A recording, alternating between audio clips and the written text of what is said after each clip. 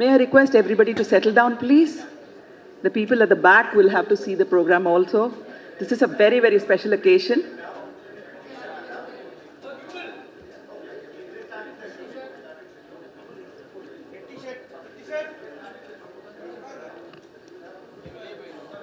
Nandri, and thank you so much. எல்லோருக்கும் என்னுடைய வணக்கங்கள். நான் யாருன்னு உங்கள் எல்லாருக்கும் தெரியும். ஆனால் இன்றைக்கி நான் வந்து சுஹாசினி மணிரத்னமாவோ இல்லை உங்கள் ஃப்ரெண்டான ஹாஸ்னியோ மட்டும் பேச போகிறதில்ல. நம்ம இசைஞானியோட ரசிகையாக ரொம்ப முக்கியமாக மர்க்கரி மூவிஸ் அண்ட் கனெக்ட் மீடியாவோட பிரதிநிதியாக இன்றைக்கி பேச போகிறேன். இசைஞானியோட வாழ்க்கை வரலாறு திரைப்படமாக வரப்போகுதுங்கிற செய்தி வந்ததுமே நிறைய பேருக்கு நிறைய விதமான கேள்வி எழுந்தது. எப்போ, எங்கே, எப்படின்னு. அவருக்கு பதில் சொல்கிறதுக்கு அவர் அருகில் வேலை செஞ்ச நிறைய பேர் வந்திருக்காங்க. அவங்களில் நானும் ஒருத்தி என்ற முறையில் என்னால் முடிஞ்ச வரைக்கும் சொல்கிறேன். முதல்ல இவரை மாதிரி ஒரு மனிதரோட கதையை இந்த உலகத்துக்கு படமாக கொடுக்கறது ரசிகர்களுக்கு கிடைத்த பெரும் பாக்கியம். இவ்வளவு ஆண்டு காலமும் இவரோட வாழ்க்கையை இவரே திரைக்கதை எழுதி வாழ்ந்திருக்காருன்னு தான் சொல்லணும். Not written by somebody else. அவர் கதையை அவரே எழுதியிருக்காருன்னு தான் சொல்லணும். அதற்கு காரணம், இந்த திரையுலகத்தில் எண்ணற்ற தயாரிப்பாளர்கள், இயக்குனர்கள், நடிகர்கள், பாடலாசிரியர்கள், பாடகர்கள், இசை நிறுவனங்கள்னு எந்த மனிதருமே தொட முடியாத வண்ணம் இவர் செய்த ஹிமாலய சாதனைகள். மக்கள் இவரை இசைஞானி, லெஜண்ட், GOAT கோட்டுன்றாங்க. I won't say it, GOAT அப்படின்னு அன்போட அடைமொழிங்க வச்சு கூப்பிடுறாங்க. ஆனால் என்னை பொறுத்த வரைக்கும் அந்த அடைமொழிகளுக்கு பின்னாடி தொடர்ச்சியாக அர்ப்பணிப்புணர்வோட நேரம் தவறாமல், உங்களுக்கு எல்லாருக்கும் தெரியும், 40 வருஷமாக விடுமுறையே எடுக்காமல் ஒவ்வொரு நாளும் இவர் இசையை வெறும் தொழிலாக மட்டும் பார்க்குறத தாண்டி அதை உயிருக்கும் மேலாக நேசிக்கிறது, பாரபட்சம் இல்லாமல் உழைக்கிறது, விடாப்பிடியான முடிவுகள் எடுக்கிறது, கலைக்காக எதையுமே விட்டு கொடுக்கறதுன்னு அவ்வளோ விஷயங்கள் இருக்குது. இசையே தன் வாழ்க்கை, இசையே தன் சுவாசம்னு வாழும் நம்ம இசைஞானி அந்த இசைக்காக தன்னோட குடும்பம், தனிப்பட்ட விருப்பங்கள், பொது நிகழ்ச்சிகள்னு எல்லாத்தையுமே 2ஆம் பட்சமாக நினச்சதுனால தான் ஒருவர் தன் வாழ்நாளில் நினைச்சு கூட பார்க்க முடியாத சாதனையாக இதுவரை 1500 படங்களுக்கு மேலே இசையமைச்சிருக்காரு. இவர் இசையமைச்ச அத்தனை பாடல்களையும் ஒருத்தர் கேட்டு முடிக்கிறதுக்கு ஒரு ஆயுட்காலம் பத்தாது.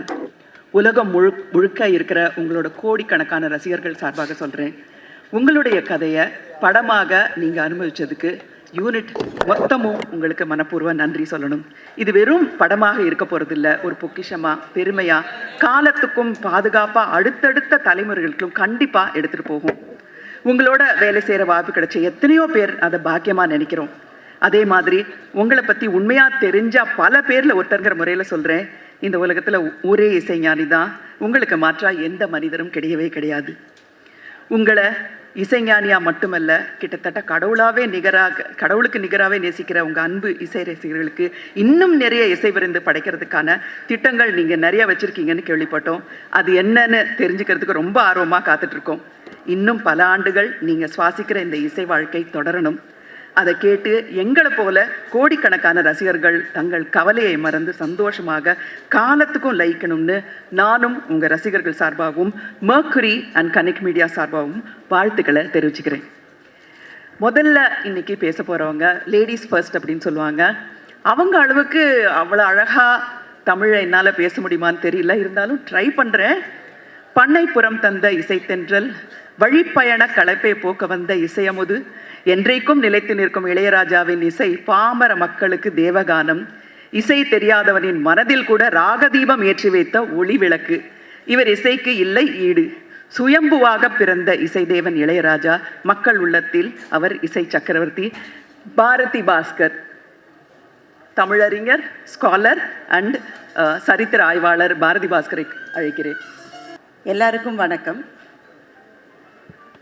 ஒரு 7லேருந்து 10 நிமிஷம் மட்டும் பேச சொல்லியிருக்காங்க. எங்கள் நடுவர் சாலமன் பாப்பையா பெல் அடிக்க இங்கே இல்லை, இருந்தாலும் அந்த நேரத்துக்குள்ளே, குறித்த நேரத்துக்குள்ளே நான் முடிச்சிருவேன். இந்த மேடையில் இருப்பது மெய்ச்சலிர்ப்பை ஏற்படுத்துகிற ஒரு அனுபவமாக இருக்கிறது. தேவதேவனுடைய ஒரு கவிதையோடு ஆரம்பிக்கிறேன். இந்த இலைகளுக்குள் பொதிந்திருக்கும் நடனத்தை கண்டுகொள்ளுவதற்காக எவ்வளவுதான் இந்த இலைகளை கைப்பற்றினாலும் இலைகளைத்தான் பற்ற முடிகிறதே ஒழிய அந்த நடனத்தை கைப்பற்ற முடியவில்லை என்ற தேவதேவனுடைய ஒரு கவிதை இருக்கிறது. ராஜா சாரனுடைய இசையை பற்றி சொல்லுவதற்கு இதை விட பொருத்தமாக வேற எந்த கவிதையும் இருக்க முடியாது. அந்த இசை அமைக்கப்பட்ட பிறகு அதை கூறு செய்து இந்த இன்ஸ்ட்ருமெண்ட்ஸை யூஸ் பண்ணியிருக்காரு, இந்த ராகத்தை உபயோகப்படுத்தியிருக்காரு, இப்படியெல்லாம் செஞ்சிருக்காரு என்று எவ்வளவுதான் அதை அணுகி அணுகி சென்றாலும் அணுக முடியாத ஏதோ ஒன்று அந்த இசையில் இருந்து கொண்டே இருக்கிறது. அதுதான் என்னை போன்ற லட்சக்கணக்கான பேரை ராஜா சார் அவர்களினுடைய இசை மேதமைக்கு முன்னால் விம்மலோடு கைகூப்பி நிற்க வைத்திருக்கிறது. முதலில் தன்னுடைய வாழ்க்கையை படமாக எடுக்க அனுமதி தந்ததற்காக ராஜா சார் அவர்களுக்கு நன்றி. இந்த இடத்துல கேமராக்கள் அதிகமாகவும் உட்கார்ந்திருப்பவர்கள் குறைவாக இருக்கிறதுனால நீங்கள் ரொம்ப கைத்தட்டலன்னு நினைக்கிறேன். ஆனால் கைத்தட்டலாம், பரவாயில்ல. எங்களுக்கெல்லாம் அவருடைய மியூசிக் ஒன்று தான் தெரியும். உலகத்தர இசை அப்படிலாம் சொல்லுவாங்க. அந்த உலகத்தர இசை இங்கே இருக்குன்னு வச்சுக்கோங்களேன். எங்களுக்கு ராஜா சார் இசை இங்கே இருக்கு, அவ்வளவுதான் எங்களுக்கு தெரியும். என்ன சார் எங்களை செய்கிறீங்க? எங்களுடைய பயணங்களின் போது கூட இருக்கீங்க. யாருமே பகிர்ந்து கொள்ள முடியாத எங்களினுடைய வருத்தங்களின் கூடவும் சோகங்களின் கூடவும் எங்களினுடைய தாய்மடியாக உங்களினுடைய இசைதான் திரும்ப திரும்ப இருக்கிறது. அவமானங்களுக்கு நடுவில், துரோகங்களுக்கு மத்தியில், தோல்விகளின் இடையில் எங்கள் கண்ணிலிருந்து சிந்துகிற கண்ணீரை துடைத்து விடுகிற விரலாக உங்களினுடைய இசை மாத்திரமே எங்கள் வாழ்க்கையில் கூட வந்து கொண்டிருக்கின்றது. முதல் காதல், முதலில் பிறந்த குழந்தை, முதல் பிரிவு, எல்லாத்துலேயும் நீங்கள் தான் சார். வேற எதுவுமே எங்களுக்கு தெரியாது சார். ஆனால் இப்படிப்பட்ட காலகட்டத்தில் வாழ்ந்தோம் என்று சொல்லுவதை விட எங்களுக்கு என்ன பெருமை இருந்திருக்க முடியும்? பிகாசோ என்கின்ற மகத்தான ஓவியரனுடைய காலத்தை பற்றி சொல்லுகிற போது அவர் வாழ்ந்த காலம் இந்த வருஷம் சோ இயர் அப்படிலாம் சொல்லுவாங்க இல்லை, அந்த மாதிரி சொல்ல மாட்டாங்களாம். The pink period and blue period என்று பிகாசோவினுடைய காலத்தை சொல்லுவார்களாம். ஏனென்றால் ஒரு கட்டம் வரையில் ரொம்ப பிங்க் ஷேடில் மட்டும் படம் வரைஞ்சிட்டு இருந்தார், இன்னொரு காலகட்டத்தில் ப்ளூ ஷேடில் படம் வரைஞ்சிட்டு இருந்தார். அதனால் அந்த காலகட்டத்தையே வருடங்களால் சொல்லுவதை விட பிங்க் பீரியட் ப்ளூ பீரியட்னு சொல்லுவாங்க. நாங்கள்லாம் அப்படித்தான். இளையராஜாவினுடைய காதல் பாடல்களின் காலத்தில் வாழ்ந்தவர்கள், இளையராஜாவினுடைய மெலடிஸ் காலத்தில் வாழ்ந்தவர்கள், இளையராஜாவினுடைய ஆன்மீக பாடல்களின் காலத்தில் வாழ்ந்தவர்கள். அந்த ஒரு சின்ன ஒரு கிட்டாரினுடைய ஒரு அதிர்வில் எங்களினுடைய உயிரையும் ஆன்மாவையும் அதிர வைக்கக்கூடிய ஒரு இசைக்கலைஞனின் காலத்தில் வாழ்ந்தவர்கள்.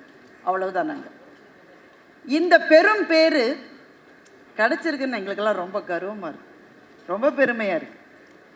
இந்த படத்தை எடுக்க ஒத்துக்கொண்டதற்காக சாருக்கும் அதில் ஈடுபட்டிருக்கிற அத்தனை கலைஞர்களுக்கும், என்னை போன்ற இசையினுடைய நுணுக்கங்கள்லாம் ரொம்ப தெரியாம ஆனா இளையராஜா சாரினுடைய இசையே வாழ்க்கையாக வாழ்ந்து கொண்டிருக்கிற லட்சம் ரசிகர்களின் சார்பில் ஒரு நன்றி. இந்த படத்துல நிறைய மியூசிக் இருக்கும்னு எனக்கு தெரியும். அதை பற்றி பேசுறதுக்கு தனியா ஒரு அவையே எங்களுக்கு வேணும். எவ்வளவு சொல்லலாம் இல்ல, எவ்வளவோ சொல்லலாம். ராஜபார்வை படத்துல வார்த்தைகள் இல்லாமல் அந்த ஒரு சின்ன இன்ஸ்ட்ருமெண்ட்ஸ் மாத்திரம் வைக்கிற அந்த ஒரே ஒரு காட்சியை எடுத்துக்கங்களேன். ஒரு வயலினோடு அது ஆரம்பிக்கும். அந்த வயலினோடு எங்கிருந்து வீணை வந்து சேர்ந்தது, குழல் எப்போது இணைந்தது, ஸ்ட்ரிங்ஸ் எப்போ கொடுக்க ஆரம்பிச்சாங்க, கிட்டார் எப்போ வந்தது, தபலா எப்போ வந்தது, அதெல்லாம் எங்களுக்கு தெரியாது சார். நாங்கள் அந்த இசையிலேயே ஐக்கியமாகி அதோடு பயணப்பட்டு அது முடிந்த பிறகு ஆமாம் இல்லை வீணை கூட வந்ததில்லை, கிட்டார் கூட வந்ததில்லை, இதெல்லாம் பின்னாடி வர்ற அனாலிசிஸ். ஆனால் அந்த இசையில் இருக்கிற போது இந்த உலகத்தில் 2 பேர் தான் இருக்கிறோம், நானும் ராஜா சாரும். அது கூட இல்லை, இந்த உலகத்தில் அவரோட இசை மாத்திரம்தான் இருக்கு, வேற எதுவுமே இல்லை. அடி பெண்ணே பொன்னூஞ்சல் ஆடும் இளமை, அந்த பாட்டு எல்லாருக்குமே ஞாபகம் இருக்கும். அந்த பாட்டு இளமையை கொண்டாடுகிற ஒரு பாடல். அந்த பாடலில் ஷோபா நடிச்சிருப்பாங்க. பாட்டெல்லாம் முடிஞ்சிடும். அடிப்பெண்ணே அடிப்பெண்ணேன்னு சொல்லி ஜென்சி பாட்டை முடிச்சிருவாங்க. அதற்கு பிறகு ஷோபா காட்சியில் வருவாங்க, அவங்க கூட விலகிடுவாங்க. ஆனால் அதற்கு பிறகு ஒரு ஜலதரங்கம் ஒரு 28-30 செகண்ட் வரும். அதுதான் வாழ்க்கை, அதுதான் இளமை, அதுதான் இயற்கை, அதுதான் இசை. அதோடு கலந்து விடுகின்ற, அதுவும் நானும் வேறு அல்ல என்கின்ற நிலைக்கு எங்களை எடுத்து செல்லுகின்ற தெய்வீக கானம் தான் ராஜா சாருடைய கானம். இந்த படம் ஏன் முக்கியமானது அதை சொல்லிட்டு நான் நிறைவு செய்யலாம்னு நினைக்கிறேன். ஒரு இசை மேதையினுடைய வாழ்க்கையை சொல்லுவது எவ்வளவு முக்கியம்னு சொல்றதுக்கு நிறைய இசைக்கலைஞர்கள் இங்க வரப்போறாங்க. ஹேராம் படத்திலிருந்து இருக்கிற அந்த ஒரு சின்ன பிட்டை பத்தி 1 மணி நேரம் 2 மணி நேரம் அப்படியே ஒரு பேஷனோட பேசுகிற இசைக்கலைஞர்கள்லாம் நிறைய பேர் இருக்க போறாங்க. தம்பி தனுஷ் சாருடைய அந்த ரோல்ல நடிக்க போறாங்க. அதனுடைய பொருத்தத்தை 2 பேரும் அருகே அருகே உட்கார்ந்து இருக்கிற போது பார்த்தா எனக்கு ரொம்ப வியப்பா இருக்கு. இதை விட ஒரு நல்ல சாய்ஸ் இருக்க முடியுமான்னு எனக்கு தெரியல. தம்பிக்கு என்னுடைய மனப்பூர்வமான வாழ்த்துக்கள். ஏன் இது முக்கியமானது? ஏன்னா ஒரு இசை கலைஞனாக அவர் அடைந்த உயரங்கள் அதை விட்டுலாம்.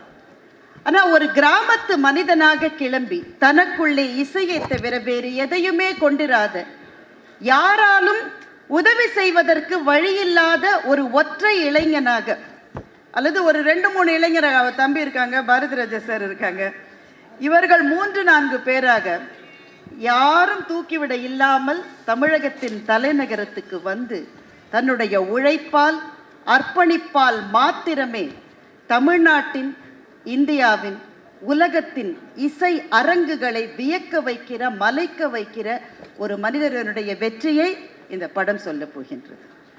இது எத்தனை பேருக்கு என்னங்க அவ்வளவுதானே? இது எத்தனை பேருக்கு ஒரு ஊக்கத்தை கொடுக்கும்னு நினைச்சு பார்க்கறதுக்கு ஒரு பார்வை வேணும். நான் தனியா இருக்கேன், எனக்கு உதவி செய்யறதுக்குலாம் யாருமே கிடையாது. ஆர்வம் இருக்குங்க, ஆனா என்னங்க நமக்கெல்லாம் கிடைக்குமாங்க? இந்த மனநிலையில் நம்மை சுற்றி 1000 இளைஞர்கள், இளம் பெண்கள் இருக்கிறார்கள். இந்த படம் அவர்களுக்கு என்ன சொல்லும் என்றால், உனக்குள்ளே அந்த அர்ப்பணிப்பு இருந்தால், உழைப்பு இருந்தால் நீ எந்த உயரங்களுக்கும் போகலாம் என்று சொல்லுகின்ற ஒரு மனிதரின் வாழ்க்கையை இந்த படம் சொல்ல போகின்றது. அதனால்தான் இது தமிழ் சினிமா வரலாற்றில், இந்திய சினிமா வரலாற்றில், உலக சினிமா வரலாற்றில் மிக மிக முக்கியமான படமாக இருக்க போகிறது என்று நான் நினைக்கின்றேன். அதற்காக பிரார்த்திக்கின்றேன். ஒரே ஒரு சின்ன காட்சி, நிறைய பேர் சொன்ன காட்சி தான், சொல்லாமல் இருக்க முடியல இந்த மேடையில். அமரன் சார் அதை பற்றி, அந்த காட்சியை பற்றி சொல்லியிருக்காங்க. அந்த தெரியுதே வானம், அதுக்கு பின்னாடி என்னையா இருக்கு என்று கேட்கிற ஒரு இளம் காதலி, அவளுக்கு பக்கத்தில் இருக்கிற ஒரு காதலன். பாரதி ராஜா சார் அவருடைய படம் தான் முதல் மரியாதை படம். நீ ஓடு, நான் புல்லாங்குழல் வாசிக்கிறேன் என்று அந்த காதலர் சொல்லுகிறான். அந்த பெண் ஓட ஆரம்பிக்கிறார். அந்த இசை தொடருகிறது, அவ்வளவுதான், வசனம் கிடையாது. அதுக்கு பிறகு அவள் ஓட ஆரம்பித்து ஓடி போய் கொலையுண்டு துர்மரணம் கொண்டு கீழே விழுந்து கிடக்கிறவரை அந்த காட்சியிலே வசனம் கிடையாது, அந்த புல்லாங்குழல் மாத்திரம்தான். அது அவளோடு கூடவே பயணிக்கிறது. அவள் விழுந்து கிடக்கிறதை பார்த்து அந்த இளைஞன் அதிர்ச்சி அடைந்து அந்த புல்லாங்குழலை தூக்கி போடுறான். சார் அப்படிதான் காட்சி வச்சிருக்காரு. அது வானத்துக்கு போய் அந்த புல்லாங்குழல் மண்ணை தொடுகிறது. எனக்கு என்ன தோன்றுகிறது என்றால், அது வானத்திலிருந்து கீழே விழுந்த காட்சி அது ஒரு விஸ்வரூபம் என்று எனக்கு தோன்றுகின்றது. ஒரு அழகியலிலிருந்து மெய்யியல் வரையில் வாழ்க்கையை பார்க்கின்ற, பார்வையை காட்டுகின்ற ஒரு இசைக்கலைஞனுடைய விஸ்வரூபமாக அந்த காட்சி எனக்கு தெரிகின்றது. எந்த இடத்துல எந்த சர்ப்ரைஸ் கொடுப்பாருன்னு யாராலையுமே கண்டுபிடிக்க முடியாது. தேவர் மகன் படத்துல கல்யாணத்துக்கு ஆசீர்வாதம் செய்ய போன ஒருவர் மாப்பிள்ளை ஆகிற காட்சி. அவர் தாலி எடுத்து கொடுக்க தான் போனாரு, ஆனா அவர் தான் மாப்பிள்ளையாரு. ஊருக்காக தன்னுடைய காதலை துறந்து விட்டு தாலி கட்ட போகிற அந்த இளைஞன் தாலியை கையில எடுக்கிற போது நம்ம என்ன எதிர்பார்ப்போம்? ஒரு நாதஸ்வரம். நம்ம கல்யாணத்துல அதுதானே வாசிப்பாங்க. எங்கிருந்தோ ஒரு ஷெனாய் மியூசிக்கு கொண்டு வருவார். அந்த ஷெனாய் மியூசிக் அந்த காட்சி முழுவதையும் வியாபிக்கும்.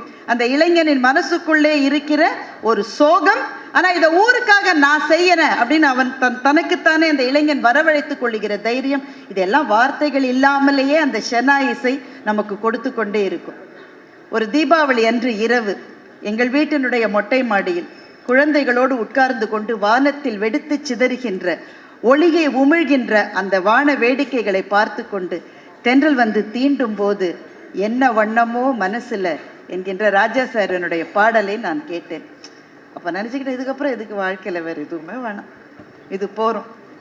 அந்த அந்த இசை அப்புறம் நான் கூட இல்லை, அந்த இசை மாத்திரம்தான். அதுதான் கால காலங்களுக்கு வாழப்போகின்றது. ஒரு கலைஞனுடைய வெற்றி பயணத்தை இந்த படம் பேசும். ஆனால் அந்த வெற்றி என்பது ரோஜாக்களினாலான பாதைகள் மாத்திரம் அல்ல. இங்கே இருக்கிற எல்லா கலைஞர்களுக்கும் அது தெரியும். அதில் முட்கள் உண்டு. சில சமயத்தில் முள் வெளியில் தெரியும், சில சமயத்தில் பூக்குள்ளேயே முள் இருக்கும். காலை வச்சு சுருக்குன்னு குத்தின பிறகுதான் தெரியும். இந்த வலிகளோடு தான் கலைஞர்கள் வாழ்ந்து கொண்டு நம்மை ஆசீர்வதித்து கொண்டிருக்கின்றார்கள். ராஜசாரனுடைய ரமண மாலையில் பிச்சை பாத்திரம் ஏந்தி வந்தேன் பாடலை கேட்டு கண்ணில் தாரை தாரையாக நீர் வழித்த ஒரு வெள்ளைக்காரரை பார்த்து நான் கேட்டேன், வாட் டிட் யூ அண்டர்ஸ்டாண்ட்? அவருக்கு அந்த வரிகள் அவருக்கு தெரியலை, புரியலை. அவர் திருவண்ணாமலைக்கு முதன்முறையாக வந்தவர். இது என்ன அனுபவம்னு சும்மா பார்க்கறதுக்காக வந்தவர். ஆனால் எதுவுமே புரியாமல் அந்த இசை அவரை ஏதோ ஒரு ஆன்மீக அனுபவத்துக்கு மிக மிக அருகில் கொண்டு சென்றது. ஆன்மீகத்தில் அவருக்கு நம்பிக்கை இல்லாமல் கூட இருக்கலாம், ஆனால் இந்த இயற்கையின் முன்னால், பிரபஞ்சத்தின் முன்னால் கட்டுண்டு கிடக்கிற ஒரு மாபெரும் உணர்ச்சி கொந்தளிப்பை மொழி தெரியாத ஒருவருக்கும் கொடுக்க முடியும் என்றால் அது சாரனுடைய இசை மாத்திரம்தான். அவருக்கு ஏதாவது செய்யணும்னு நினச்சி தான் தனுஷ் சாரும் டைரக்டரும் இந்த பட தயாரிப்பாளர்களும் இதை கொடுத்துருப்பாங்கன்னு நினைக்கிறேன். எவ்வளோ செஞ்சாலும் போதாத ஒரு மாபெரும் உயர்வை நமக்கு கொடுத்திருக்கின்றார். காலங்கள் காலங்கள் காலங்கள் ஓட ஓட அவர் கவிதைகளோடு அவருடைய இசையோடு நாம் வாழப்போகின்றோம். அவருக்கு தமிழ் எவ்வளவு நல்லா தெரியும் அப்படின்றது ரொம்ப முக்கியம். பாரதி பாடுகிறான், நின்னை சரணடைந்தேன் கண்ணம்மா, பொன்னை உயர்வை புகழை விரும்பும் என்னை கவலைகள் தின்னத்தகாதென்று மிடுமையும் அச்சமும் மேவி என் நெஞ்சில் குடிமை புகுந்தன கொன்றியவை தீர்த்தன நின்னை சரணடைந்தேன். இந்த பாட்டுக்கு அவர் போட்டிருக்கிற மியூசிக்கை ஒரே ஒரு தடவை கேட்டு பாருங்க. வாழ்க்கையினால் விரட்டப்பட்ட ஒரு கவிஞனின் உள்ள குமுறலை இதை தவிர யாருமே சொல்லிவிட முடியாது. இந்த இசை மொழி ராஜா சாருக்கு மாத்திரமே கைவந்த மொழி. நீங்கள்லாம் வர்றதுக்கு முன்னாடி இங்கே ஒரு சகோதரர் வயலின் இசையில் உங்களுடைய பாடல்களை இசைத்து கொண்டிருந்தார். இந்த இடமே ஒரு பரவசமாக பறந்து போகிற மாதிரியான ஒரு உணர்வை ஒரு 5 நிமிஷத்தில் அவரால் கொண்டு வர முடிஞ்சதுன்னா எல்லா கலைஞர்களுக்கும் பின்னால் உங்களுடைய இசைதான் மிஞ்சி இருக்கிறது. இந்த படத்தை அதில் ஈடுபடுகிற அத்தனை கலைஞர்களுக்கும் என்னுடைய வணக்கங்கள். வெற்றிகளை சொல்ல போகிறீர்கள், ஆனால் அவருடைய வலிகளையும் நீங்கள் சொல்லுவீர்கள் என்று நான் நினைக்கின்றேன். அந்த வலிகளை கடந்துதான் அவர் இந்த பாதையிலே சென்று கொண்டிருக்கின்றார். லட்சக்கணக்கான பேருக்கு வழிகாட்டி கொண்டிருக்கிறார். அந்த பாடல்கள் வந்த போது பிறந்தே இராத அல்லது அந்த பாடல்கள் வந்து 20 வருஷங்களுக்கு பிறகு பிறந்த எங்களுடைய மகள்களும் மகன்களும் அந்த பாடலை இப்போது கேட்டாலும் துள்ளி குதித்து கொண்டிருக்கிறார்கள். தாமரை பூவில் என்று எஸ்பிபி அந்த சரணத்தை எடுக்கிற நொடியில் 15-18 வயசு பையங்க குதிக்கிறாங்கன்னாக்க வயதே ஆவதில்லை உங்களுக்கும் உங்களினுடைய பாடல்களுக்கும். சில பேரை நினைத்து காலமாகிவிட்டது, சிலரின் விஷயத்தில் காலமாகிவிட்டது. ராஜா சாரனுடைய பாடல்கள் என்றும் வாழும். இந்த முயற்சியை முன்னெடுத்து சென்று கொண்டிருக்கிற அத்தனை பேருக்கும், தமிழ்நாட்டிலும் உலகத்திலும் இருக்கிற அத்தனை ரசிகர்களின் சார்பிலும் நன்றி என்கின்ற ஒரு எளிய வார்த்தையை தாண்டி நான் என்ன சொல்லிவிட முடியும்? இந்த படம் சிறப்பாக வருவதற்கும் மிக பெரிதாக பேசப்படுவதற்கும் அதை எல்லாத்தையும் விட முக்கியமா எங்கெங்கோ கிராமங்களில் இருக்கிற எங்கள் இளைஞர்கள் அதை பார்த்து சார் போயிருக்காரு, அவருடைய வெற்றிக்கு பின்னாடி இருந்தது அர்ப்பணிப்பும் உழைப்பும் மாத்திரம்தான், அது இருந்தால் நாம் போயிடலாம் என்கின்ற ஒரு ஊக்கத்தை எங்களுடைய ஏழை இளைஞர்களுக்கு இந்த படம் கொடுக்கும் என்றால் அதுதான் இந்த படத்தினுடைய மாபெரும் வெற்றி என்று சொல்லி என்னுடைய வாழ்த்துக்களையும் பதிவு செய்து இந்த நல்ல வாய்ப்புக்கு நன்றி சொல்லி முடிக்கின்றேன். வணக்கம்.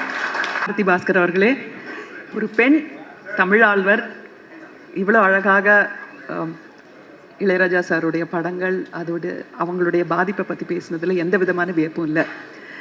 தமிழனா பிறந்த ஒவ்வொருவருக்கும் ஒவ்வொருத்திக்கும் தமிழ்நாட்டில் வசிப்பவர்களுக்கும் தமிழ் மொழி தெரிந்தவருக்கும் ராஜா சாரோட தாக்கம் இல்லாமல் இருக்கவே இருக்காது. அடுத்து பேச போகிறவர் எப்படி பேச போகிறாரு அப்படிங்கிறது எனக்கே கொஞ்சம் உற்சாகமாக நான் எதிர்பார்த்துட்ருக்கேன். ஒரு பத்திரிகையாளர், அரசியல் ஆர்வலர், சமூக ஆர்வலர், ரங்கராஜ் பாண்டே அவருடைய ஆங்கிள் இருந்து ராஜா சாரோட மியூசிக் எப்படி பாதிச்சிருக்குங்கிறத பார்க்கலாம். அவையில் இருக்கும் அத்தனை பெருமக்களுக்கும் என்னுடைய காலை வணக்கங்கள். தமிழக முதலமைச்சர் ஸ்டாலின் திமுகவுடைய தேர்தல் அறிக்கையை வெளியிட்டிருக்கிறார். 21 வேட்பாளர்கள் கொண்ட பட்டியலை அறிவித்திருக்கிறார். முன்னாள் முதலமைச்சர் திரு எடப்பாடி பழனிசாமி 16 வேட்பாளர் கொண்ட பட்டியலை அறிவித்திருக்கிறார். தேமுதிகவோட கூட்டணி என்று அறிவித்திருக்கிறார். அந்த பிரேக்கிங் நியூஸ் எல்லாம் விட்டு போட்டு ராஜா சார் எங்க இருக்கிறாரோ அங்க நான் வந்துடுறேன்ப்பான்னு ஓடி வந்துட்டேன். ஒரு ஆச்சரியம். ராஜா சாரை பற்றி இன்னும் நிறைய சொல்ல போகிறீங்க. அது கொல்லன் பட்டறையில் ஊசி விற்கிற விஷயமா இருக்கும். திரு கமலஹாசன் சார்லாம் ராஜா சாரை கமலஹாசன் சார் அனுபவித்து அதை நம்ம கேட்கணும்.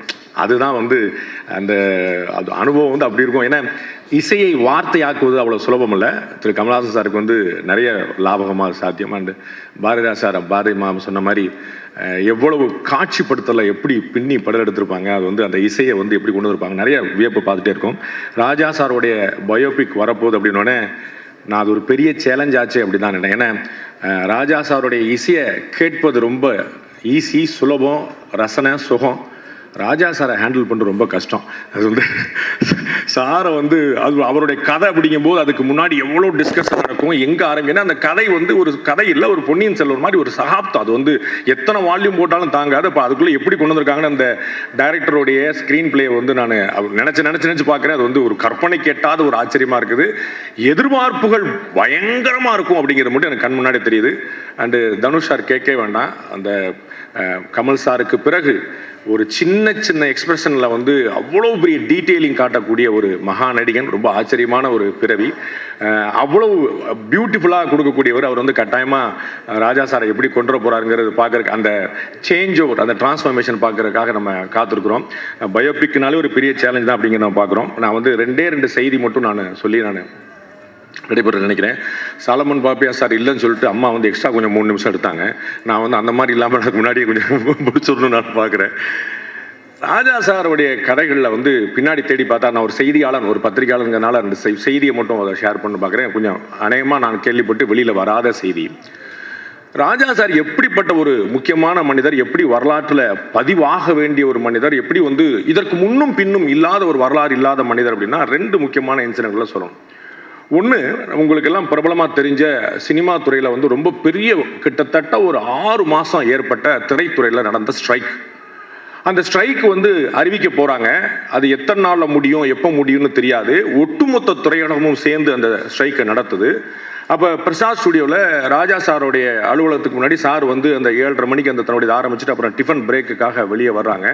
வெளியே வரும்போது இயக்குநர்கள் சங்கத்திலேருந்து பாலச்சந்தர் சார், தயாரிப்பாளர் சங்கத்திலேருந்து கேஆர் சார், நடிகர் சங்கத்திலேருந்து திரு சிவகுமார் சார், இந்த மாதிரி ஒரு பெரிய கேங்கே நிற்கிறாங்க. எல்லாருமே விஐபிகள். அவங்க ராஜா சாரை பார்த்துட்டு, ராஜா இந்த மாதிரி நம்ம ஸ்ட்ரைக் பண்ண போகிறோம் அப்படின்னு. அப்படியா, சரி, நான் என்ன பண்ணணும் அப்படின்னு. நான் பாட்டெல்லாம் பண்ண வேண்டாமா, நானும் மியூசிக்கெல்லாம் நிப்பாட்டிடுவோம். இல்லை, நாங்கள் ஸ்ட்ரைக் பண்ண போகிறோம், நீங்கள் மியூசிக் பண்ணுங்க அப்படின்றாங்க. நாங்கள் ஸ்ட்ரைக் பண்ண போகிறோம், நீங்கள் மியூசிக் கண்டினியூ பண்ணுங்கள், நீங்கள் கம்போசிங் கண்டினியூ பண்ணுங்கள், நீங்கள் ரெக்கார்டிங் பண்ணுங்கன்னு இருக்காங்க. You won't believe, 6 மாதம் ஒட்டுமொத்த தமிழ் திரை உலகமும் ஸ்ட்ரைக் செய்து ஸ்தம்பித்து நிற்கிறது. 6 மாசமும் ஸ்ட்ரைக் பீரியட்ல இடைவிடாது இளையராஜாவின் இசை ரெக்கார்ட் ஆகி கொண்டே இருந்தது. என்ன காரணம் ராஜா கேட்கிறார். என்னம்மா, ஏதாவது பிரச்சனை வரப்போகுது, நீங்க எல்லாருமே ஸ்ட்ரைக் பண்றீங்க, எல்லாருமே சொல்றீங்க, இப்போ என்னை மட்டும் பண்ண சொல்றீங்களே அப்படின்னா, இது எத்தனை நாளைக்கு ஸ்ட்ரைக் போகுமோ தெரியாது. ஸ்ட்ரைக் முடிஞ்சு நாங்கள் திரும்ப ஷூட்டிங் போகும்போது எங்களுக்கு ஏதாவது காட்சி வேண்டாமா, உங்களுடைய பாட்டை வச்சு தான் நாங்கள் படப்பிடிப்பே ஆரம்பிக்கணும் அப்படின்னாங்க. அந்த மாதிரி ஒட்டுமொத்த திரையுலகமும் இயங்காமல் ஸ்தம்பித்து நிற்க போதும் இயற்கையை போலவே தன்னுடைய இசையை போலவே இயங்கிக் கொண்டே இருப்பவர் இளையராஜா. அப்படிப்பட்ட ஒரு ஆச்சரியமான மனிதர். 2வது ரொம்ப முக்கியமான விஷயம், ஒரு இசையமைப்பாளர் அப்படின்னா அவருக்கு ஒரு பீரியட் நம்ம சொல்லலாம். எல்லாருக்குமே இப்போ வந்தாங்க, இப்போ போனாங்க, இப்போ வந்தாங்க, இப்போ போனாங்க, இந்த பீரியட் சொல்லலாம். ஆனால் ராஜா சாரை நம்ம பார்க்குறோம். அது ஒரு சாரோட புரோகிராம் பண்ணும்போது சொன்னாங்க, இந்த நிலா அது வானத்து மேலே பாட்டு இருக்குல்ல அப்படின்னா, ஆமாம், அது ஒரு தாலாட்டு பாட்டு தெரியுமா அப்படின்னாங்க. நிலா அது வானத்து மேலே தாலாட்டு பாட்டா? மணிரத்னம் சாருக்கு எப்படி போட்டு கொடுத்தேன்னு சொல்லி சொன்னாங்க. அதை வந்து போட்டு அது எப்படி வந்து தாலாட்டு பாட்டா இருந்தது, அப்புறம் எப்படி அது வந்து ஒரு பயங்கரமான ஒரு ஒரு எழுச்சி மிக்க ஒரு பாட்டா மாறிச்சு, ஒரு கிளர்ச்சி மிக்க பாட்டா மாறிச்சு நம்ம பார்க்கிறோம். அந்த மாதிரி ஒரு சின்ன சேஞ்ச் ஓவர்ல எப்படி டீட்டெயில் கொடுக்குறாங்கன்னு அப்படி வந்து ஒரு அந்த காலம் மட்டும் இல்லாமல் இன்னைக்கு வரைக்கும் நம்ம பார்க்கிறோம். அது வந்து ஏதோ பழைய பாட்டே சொல்லிட்டு போறோம். வழி நடுக்க காட்டும் இல்லையா அண்ணன் வெற்றிமாறனுடைய இதுல அது எப்படி சூத்திங்கா இருக்கும். அதை கேட்டுட்டா அந்த காடு, அந்த இருட்டு, அந்த பூச்சிகள், அது அந்த அத்தனையுமே பக்கத்துல காதலி, அந்த சொல்ல முடியாம தவிக்கிற அந்த தவிப்பு, அது அத்தனையுமே கண்ணுக்குள்ள வந்துருது. இப்ப கரண்ட்ல இவ்வளவு லாங் பீரியட், அம்மா சொன்ன மாதிரி எங்களுடைய அப்பா காலத்திலிருந்து, என்னுடைய காலத்திலிருந்து, என்னுடைய பிள்ளைகள் காலம் வரைக்கும் இது வெறுமனை இசையுடைய டிராவலா மட்டும் இல்லாம அவருடைய ப்ரொஃபஷனுடைய டிராவலாவும் இருந்திருக்கு. ராஜா சார் மட்டும்தான் அவருடைய அலுவலகத்தில் மட்டும்தான் ஒவ்வொரு நாளும் எவ்ரி டே 365 டேஸ் முழுக்க குறைந்தபட்சம் 10 இயக்குனர்கள் அல்லது தயாரிப்பாளர்கள் வந்து 25-30 இயக்குனர் தயாரிப்பாளர் வரை தினம்தோறும் ராஜா சாரோடைய ஆபீஸ் வாசல் நின்று இருக்கிறாங்க. எனக்கு ஒரு படம் பண்ணி கொடுங்க, எனக்கு ஒரு படம் பண்ணி கொடுங்க, எனக்கு ஒரு படம் பண்ணி கொடுங்க. கிட்டத்தட்ட 10-30 இயக்குனர்கள் தயாரிப்பாளர்கள் வரை ஒரு நாள் பாக்கிலாம் 365 டேஸ்.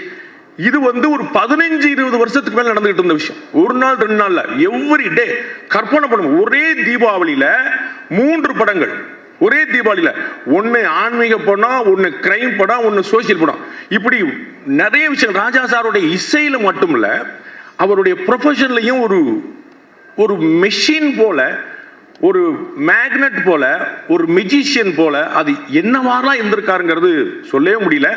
அது பெரிய ஆச்சரியங்களுடைய ஒட்டுமொத்த தொகுப்பு ராஜா சார். ராஜா சார் வந்து ஒரு மல்டி டைமென்ஷனல் பர்சனாலிட்டி. அவருடைய ஆன்மீக உலகம், அவர் ஒரு ஆச்சரியமான புகைப்பட கலைஞர் அப்படிங்கிறது உங்களுக்கு நிறைய பேர் தெரிஞ்சிருக்கும். பாலுமேந்திரா சார் வந்து இவருடைய போட்டோகிராஃபி ஸ்கில்ல பார்த்துட்டு அவருடைய கேமரா ஒன்று இந்த கேமராவில் எடுத்து பாருங்க நீங்க சூப்பரா இருக்கும்னு சொல்லி சொன்னார். அந்த மாதிரி அவருடைய ஆன்மீக பயணம் சொல்லவே முடியாது. அவ்வளவு ஆச்சரியமான உணர்வுபூர்வமா டைரக்டா ஹார்ட்டை டச் பண்ணக்கூடியது. அவருடைய பர்சனல் லைஃப், அதுல வந்த மாற்றங்கள் எவ்வளவு. நான் வந்து அமரன் சாரோட ஒரு சின்ன ஒரு ப்ரோக்ராம் பண்ண போது அவருடைய வாழ்க்கை வரலாறு, 2 பேருடைய வாழ்க்கை வரலாறு இணைஞ்சது தானே. நம்ம கம்யூனிஸ்ட் கட்சியுடைய மூத்த தலைவர் டி.கே. ரங்கராஜன் சொல்றாரு, அவங்க எப்படி பேட்டவாய் தலையில, முக்கொம்புல, திருச்சியில எல்லாம் வந்து அவங்க வந்து பெல் நிறுவனம், அந்த மாதிரி நிறுவனங்கள்லாம் எப்படிலாம் அந்த காலத்துல வந்து அவருடைய மூத்த சகோதரர் பாவலரோட சேர்ந்தவங்க இசையமைச்சிருக்காங்க. இப்படி ஒரு டிராவல் லைஃப்ல வந்து ஒரு 13-14 வயசுல இருந்து இன்னைக்கு வரைக்கும் இப்படி ஒரு லாங்கஸ்ட் அண்ட் பியூட்டிஃபுல் அண்ட் ஈவென்ட்ஃபுல் இவ்வளவு ஆச்சரியமான டிராவல் வந்து கற்பனை பண்ண முடியாது. அம்மா சொன்னது போல உங்களுடைய காலத்தில் நாங்கள் வாழ்கிறோம். உங்களுடைய அன்போடு அங்கீகாரத்தோடு இது போன்ற மேடைகள் கிடைக்கிறது என்பதே இறைவனுடைய கொடை. நீங்கள் இன்னும் எங்களை வழிகாட்டி கொண்டே இருக்க வேண்டும். இந்த அற்புதமான முயற்சியில், இந்த பயோபிக் அப்படின்னாலே எப்பயுமே சேலஞ்சஸ் அதிகமானது, அதில் நிறைய எதிர்பார்ப்புகள் இருக்கும். அந்த சேலஞ்சஸை director and obviously the great hero அவங்க எல்லாருமே சேர்ந்து ஃபுல்ஃபில் பண்ணுவாங்கன்னு நினைக்கிறேன். இறைவன் துணை இருக்கட்டும். நன்றி, வணக்கம். வெறுமனே வார்த்தைகள் கோர்த்த கவிதைகள் இசையுடன் சேர்ந்து பேரெழில் கொஞ்சம் படைப்பு இளையராஜாவின் படைப்பு.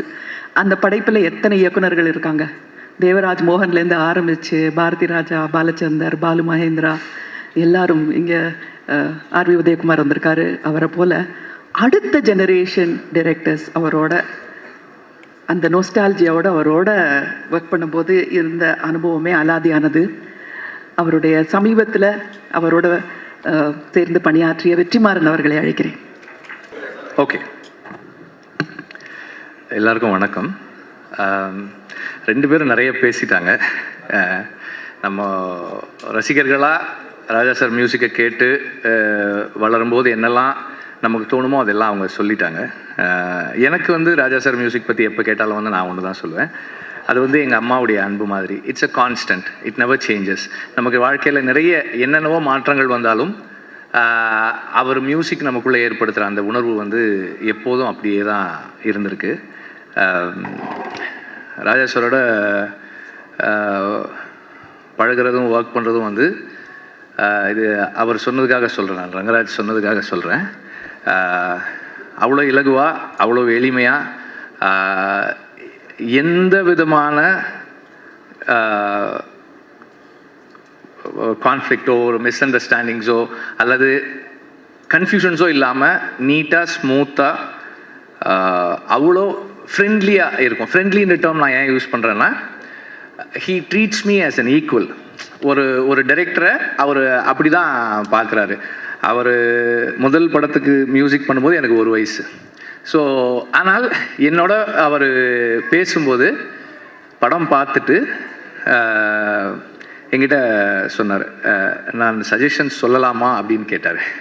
அவர் அது என்கிட்ட அப்படி கேட்க வேண்டிய அவசியமே கிடையாது. சார் சொல்லலாம் சார் அப்படின்னு கொஞ்ச நேரம் ஒரு 2-3 லைன்ஸ் பேசினார். பேசிட்டு நான் கரெக்டாக சொல்கிறேன்னா am I in the right track அப்படின்னு கேட்டார்.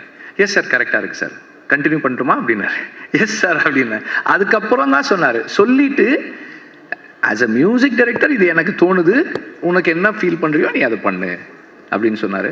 ஸோ அந்த அளவுக்கு என்னை வந்து ஒரு அந்த ஸ்பேஸில் வச்சு தான் வந்து அவர் ஒர்க் பண்ணுவார். இப்போ நான் வந்து மனுஷின்னு ஒரு படம் ப்ரொடியூஸ் பண்ணுறேன், கோபி நயனாருடைய செகண்ட் ஃபில்ம். அந்த படம் வந்து ராஜா சார், கோபி ரொம்ப ஃபீல் பண்ணார். ராஜா சாரோட மியூசிக்கு ஒரு போஸ்டரில் அவரோட பேர் கூட என் பேரும் இருக்கிறது வந்து எனக்கு அவ்வளோ பெரிய பெருமையாக இருக்கும் அப்படின்னாரு. அதுக்கப்புறம் நான் சாரை கேட்டேன், சார் இப்படி ஒரு படம் பண்ணுறேன் சார், பண்ணுறீங்களா அப்படின்னு. பண்ணலாம், டைரக்டர் வர சொல்லுங்கன்னாரு. வந்து அப்புறம் பேசினாங்க. அதில் 2-3 இன்ஸ்டன்சஸ் இருந்தது எனக்கு. இதை நான் சொல்கிறது எதுக்குன்னா, ஒரு கம்போசராக அவருடைய ஒர்க் ஒரு வேலை செய்கிறாரு, அதுக்கும் அவருடைய பர்சனல் லைக்ஸ் டிஸ்லைக்ஸ் அண்ட் ப்ரிஃபரன்சஸுக்கும் எவ்வளவு டிஸ்டன்ஸ் வச்சுக்கிறாரு அப்படின்றதுக்காக தான். அதில் அதோட எண்டில் ஒரு வசனம் வரும். எனக்கு அது சார் அந்த எண்டில் ஒன்று இருக்குது சார், நீங்கள் பாருங்கள், பார்த்துட்டு சொல்லுங்கன்னு. படம் பார்த்தாரு, எதுவுமே பேசலை அதை பற்றி. பிகாஸ் அவருடைய பிலீஃபுக்கு ரைட் ஆப்போசிட்டாக ஒரு ஸ்டேட்மெண்ட்டில் படம் முடியுது. இப்போது ராஜா சார் மியூசிக் பண்ண எனக்கு என்ன இருக்குன்னா, ஐயோ இது எப்படி சார். அப்புறம் கேட்டேன், சார் இது உங்களுக்கு இது அந்த கடைசியில் வர்றதா அப்படின்னாரு.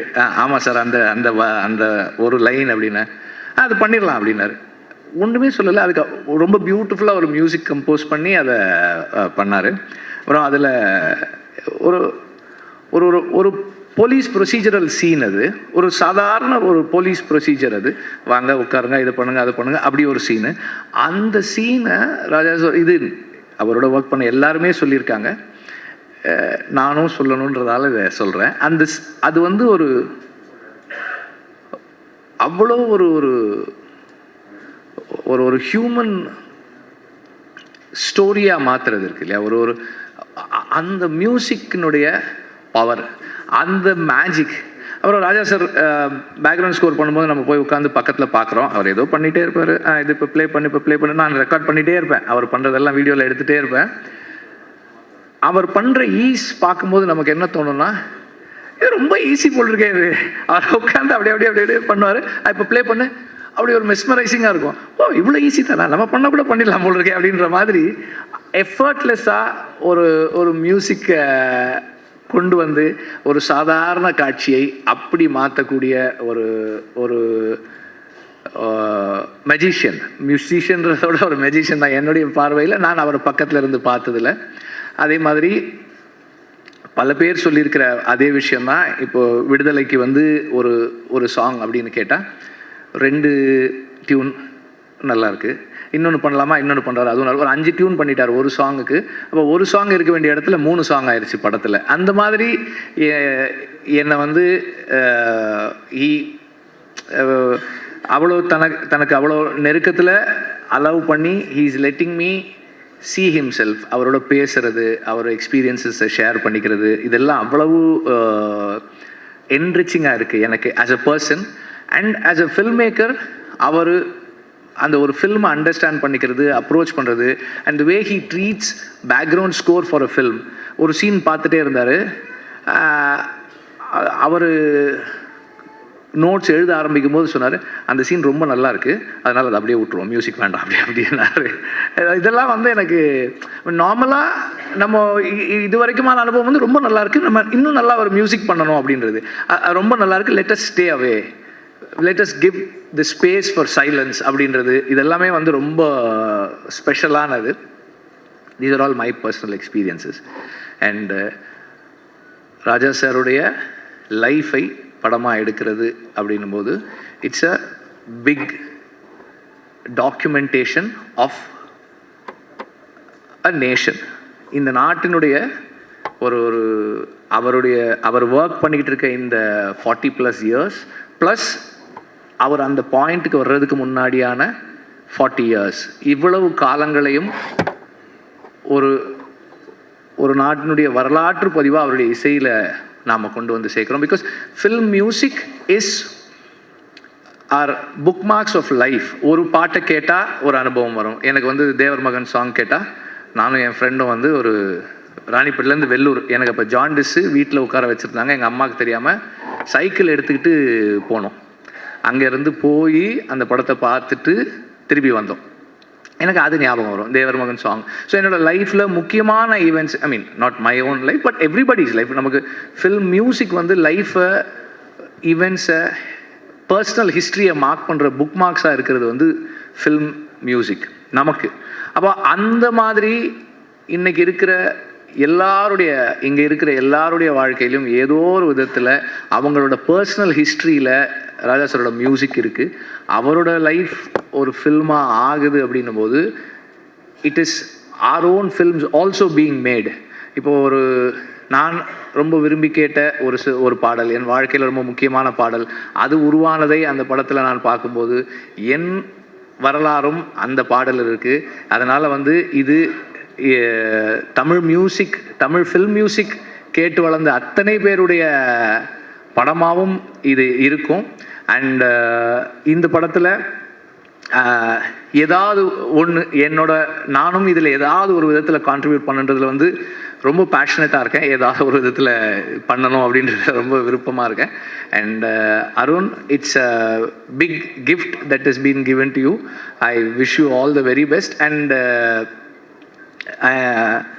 it is going to be yet another challenge for Dhanush. Of course, எந்த சேலஞ்ச் கொடுத்தாலும் அவர் அதை வந்து ரொம்ப சக்ஸஸ்ஃபுல்லாக தாண்டி வருவார். To be Raja sir, to be in that space and to be the person, it's going to be a big challenge and a treat for all of us. And இந்த படத்தில் ராஜா சாருடைய மியூசிக்கை கேட்குறதுக்கு நான் ரொம்ப ரொம்ப ஆர்வமாக இருக்கேன். Thank you very much. Membership occupy பண்ணுறதுக்கு நாங்கள் கூவி இருக்கிற நேரத்தில் இவர் படம் போடுறேன்னொடனே எல்லா ஸ்மால் டவுன் இன் தமிழ்நாட்டிலேருந்து ஃபோன் பண்ணி இந்த ஸ்க்ரீனிங்க்கு நாங்கள் வந்தே ஆவோம் அப்படின்னு சொல்லி பஸ்ஸில் ஏறி வந்தாங்க. அப்போ தான் எனக்கு புரிஞ்சுது எவ்வளோ பிரமாதமான ஒரு கல்ட் ஃபிலிம் மேக்கர்னு. அவரும் ராஜா கூட ஒர்க் பண்ணியிருக்காரு. தியாகராஜன் குமாரராஜா அவர்களை அழைக்கிறேன். அனைவருக்கும் வணக்கம். நேற்று ஸ்ரீராம் அவர்கள் கால் பண்ணி இன்னைக்கு வரணும்னு சொல்லியிருந்தாரு. எனக்கு இங்கே வந்து என்ன சொல்கிறது, என்ன பேசுறதுன்னு தெரியல. பெரியவர்கள்லாம் இருக்காங்க. இது வரைக்கும் சொல்லாத எதையும் நான் புதுசாக சொல்ல போகிறதில்ல. அவர் ஒரு பெரிய கடல் மாதிரியானவர். மிகவும் எப்படி சொல்கிறது, நிறைய பேருடைய பிலீஃப்க்கு அகேன்ஸ்டாக அவர் மிகவும் தன்னடக்கமானவர். அது நிறைய பேருக்கு தெரியல. அவர் வந்து இல்லை, இது ஏன் சொல்கிறேன்னா, நாங்கள் ஒரு தடவை பேசிக்கிட்டு இருக்கும்பொழுது ஒரு வெஸ்டர்ன் மியூசிக் பீஸ் பற்றி ஒரு பேசிகிட்டு இருந்தோம்.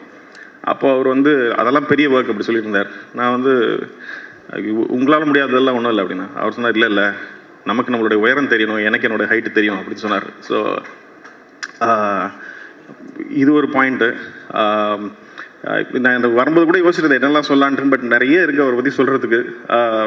வெற்றி சொன்னது மாதிரி தான், நான் ரொம்ப தயங்கி தான் அவர்கிட்ட ஒர்க் பண்ண போனேன். அவர் வந்து ஏன் இவ்வளோ தயங்குறீங்க? இல்லை, ஜென்ரலாகவே நாங்கள் பிறந்ததுலேருந்து உங்கள் மியூசிக் கேட்டு வளர்ந்துருக்கேன் அப்படின்னு சொன்னதுக்கு அவர் சொன்னார், இங்கே வந்தீங்கன்னா நீங்கள் டைரக்டர், ஒரு டைரக்டர் என்ன கேட்குறாரோ அது கொடுக்குறதா என்னுடைய ஒர்க்கு, அதனால் நீங்கள் என்ன வேணால் கேளுங்கன்னாரு. அது உண்மை. நான் இங்கே வந்தது இந்த படத்துக்கு வாழ்த்துறதை காட்டிலும் அதிகமாக இன்றைக்கு இருக்கக்கூடிய இயக்குநர்களுக்கு ஒரு கோரிக்கை வைக்கலான்னு தான் நான் வந்தேன். அருள் கூர்ந்து எல்லோரும் அவரோட ஒரு தடவை வேலை செய்திருப்பார்கள். இது அவருக்கு இல்லை, இது இயக்குநர்களுக்கு ஒரு பெரிய அனுபவமாக இருக்கும். ஏன்னா இப்படி ஒரு டெக்னீஷியன் வந்து இருந்தாருன்னு நாளைக்கு யார்கிட்ட சொன்னால் நம்ப கூட மாட்டாங்க.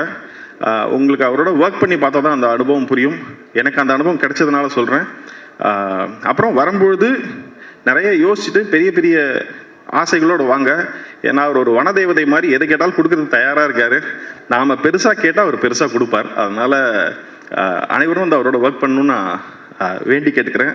இளைஞர்கள் அப்புறமா ஏற்கனவே அவரோட ஒர்க் பண்ணவங்க அத்தனை பேரும் அவரோட திருப்பி ஒர்க் பண்ணணும்னு நான் ரொம்ப விரும்புகிறேன்.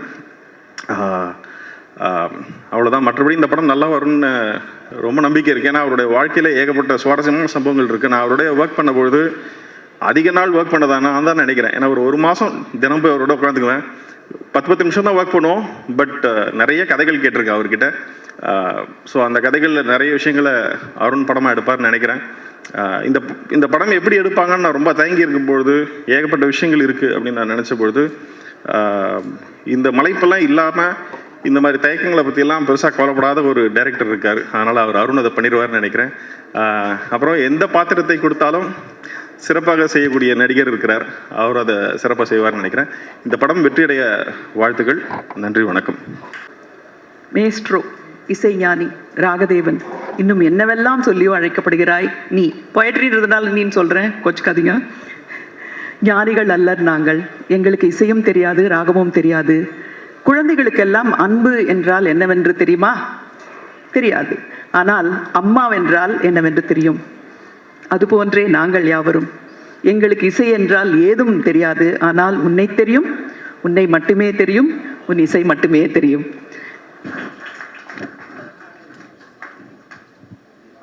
இயக்குனர் Arun Madheswaran and Dhanush and Sriram of Mercury Films and also Connect Media. Neerav Shah and Mutturaj, please come on stage. The cinematographer and the production designer, please come on stage. Dhanush அவர்களை பேச அழைக்கிறேன். அங்க பேசுறீங்களா போடியம்ல பேசுறீங்களா? எது பெட்டர் உங்களுக்கு? Podium.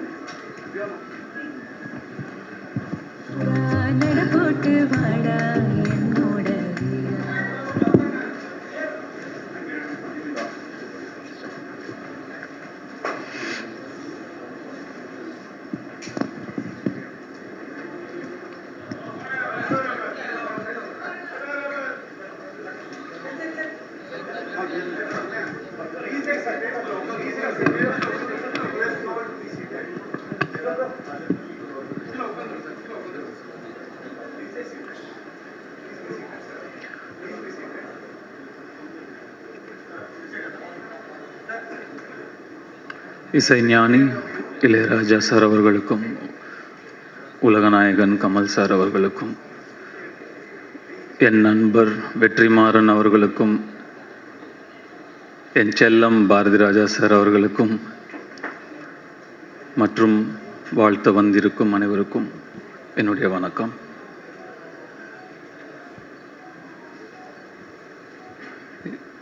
எண்ணம் போல் வாழ்க்கை அப்படின்னு ரொம்பவும் நம்புறதும் அடிக்கடி சொல்கிறதும் உண்டு. What you think you become. Manifesting.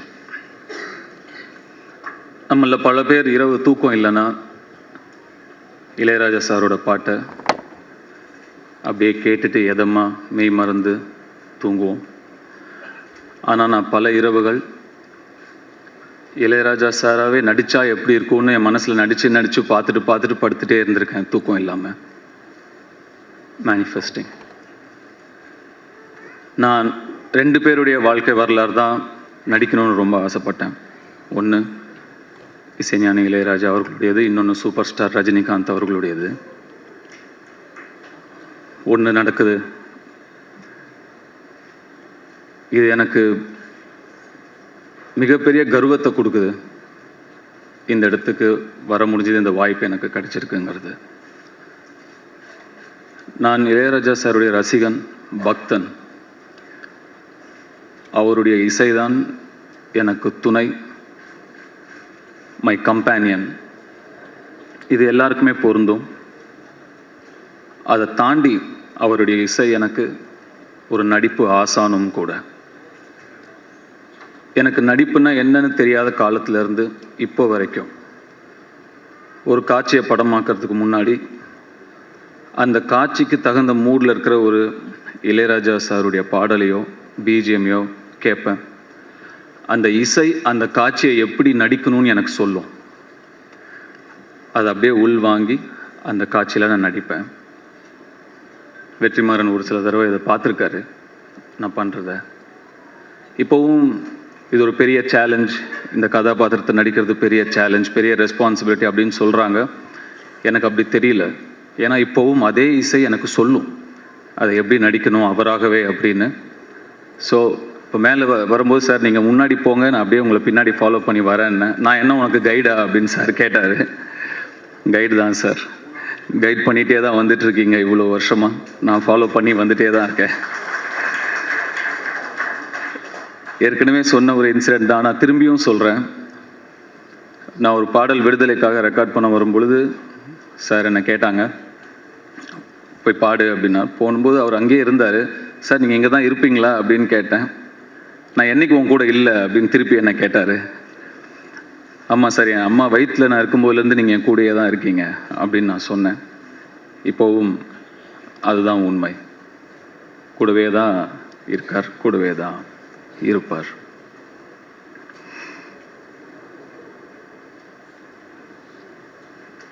நிறைய விஷயங்கள் பேசணும்னு நினைக்கிறோம். ஆனால் நம்ம முன்னாடி நிறைய பேர் பேசுறதுனால நிறைய பாயிண்ட்ஸ் நம்ம யோசிச்சுட்டு வந்துடுது, போயிடுது. வெற்றி ஒரு சில விஷயங்களை அப்படியே போகிற போக்கில் அடிச்சிட்டாரு. இப்போ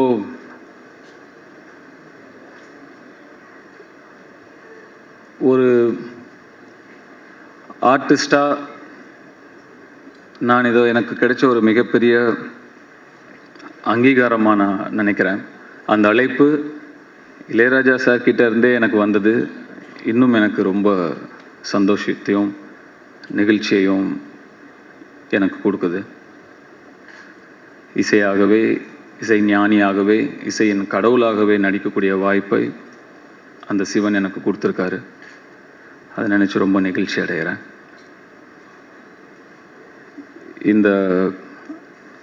இங்கே இதை வாழ்த்த வந்திருக்கும் கமல் சார், அவருக்கு இசை மீதும் இசைஞானி மீதும் இருக்கும் காதலையும் அன்பையும் இதை காட்டுது.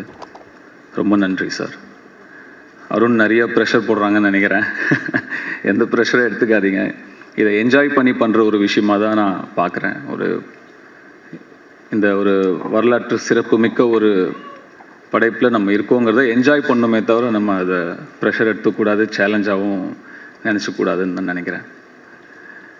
இந்த இடத்துல நான் இவ்வளவு மட்டுமே பேச நான் நினைக்கிறேன். இசையை பற்றியும் இசை ஞானியை பற்றியும் பேசும் ஒரு மேடை வரும். அப்போ நான் விரிவாக இன்னும் நிறைய விஷயங்களை பகிர்ந்துக்க விரும்புகிறேன். I am so blessed. Thank you so much for all of you for coming and blessing us. இப்போதைக்கு ஏனோ தெரியல, ஒரு ஓரமாக நின்று குயில் பாட்டு அப்படிங்கிற பாட்டை வந்து ரெக்கார்ட் பண்ணும்போது எங்கள் அப்பா இப்படி நின்று பார்த்துட்டு இருந்த அவருடைய முகம்தான் எனக்கு இங்கே ஃபுல்லாக தெரிஞ்சுக்கிட்டே இருக்குது. இங்கேருந்து போகும்போது அவருக்கு ஃபோன் பண்ணி நான் கண்டிப்பாக இதை நான் பகிர்ந்துக்கணும்னு ஆசைப்பட்றேன். இன்னும் நிறையா இருக்குது. அப்புறம் லேட்டர் பேசுறது கண்டென்ட் இருக்காமல் போயிடுங்கிறதுனால இப்போ இதோட ஸ்டாப் பண்ணிக்கிறேன். Thank you so much.